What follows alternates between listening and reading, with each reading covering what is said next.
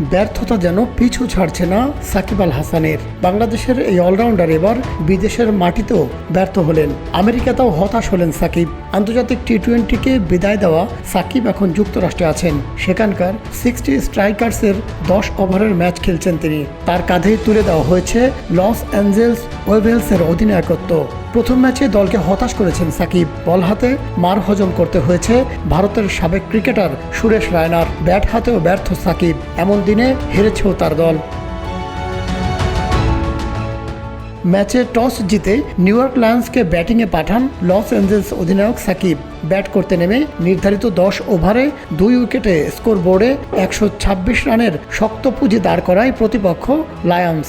দলের হয়ে 28 বলে 53 রানের ইনিংস খেলেন রায়না। সাকিবের 1 ওভারে 2 ছক্কা ও 1 চারে 18 রান নেন রায়না।